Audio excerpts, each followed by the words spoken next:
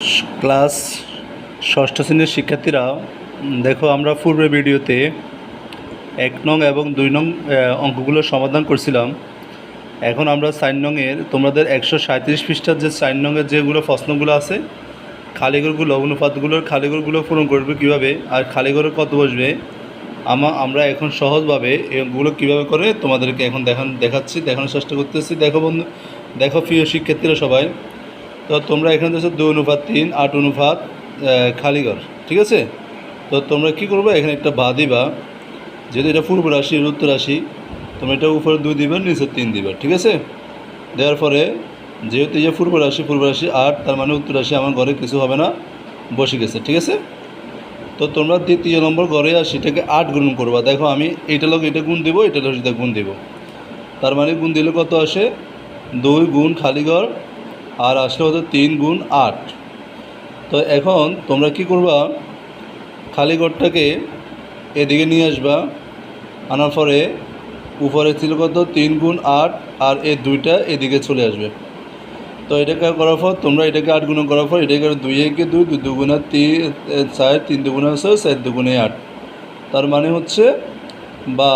তো খালিঘর দেওয়ার পরে তোমার কত আসলো, 3 4 12, তার মানে সুতরাং আমরা কত 2:3 সমান 8 খালিঘরে কত হবে, 12 হবে। তো তোমরা কি লিখবা, উত্তর। তাহলে খালিঘরে কত হবে, তাহলে আমরা লিখবো কি উত্তর,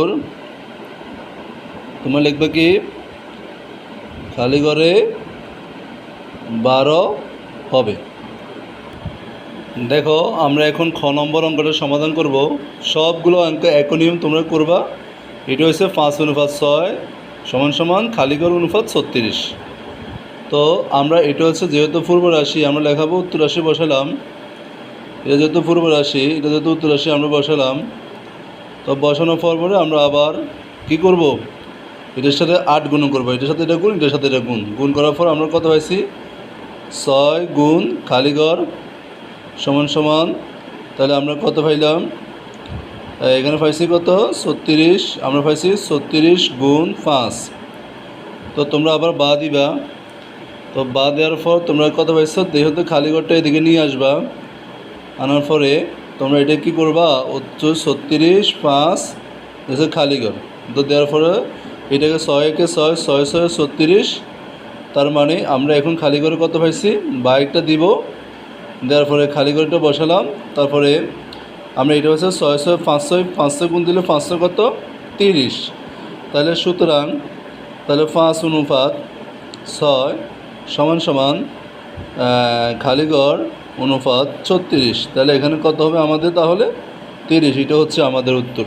তাহলে দেখো একেবারে খুব সহজভাবে আমরা অঙ্কটা করতে পারলাম। তো আমরা পরবর্তী অঙ্ক দেখো শিক্ষার্থীরা, আমরা এখন পরবর্তী অঙ্কটা করব। অঙ্কটা ছিল হচ্ছে 7 খালিঘর সমান 42:54।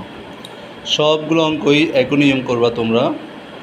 তো এখানে কি করব, আমরা এটা যেহেতু পূর্ব রাশির উপরে খালিঘরটা আমরা নিচে বসাবো, সমান বসালাম।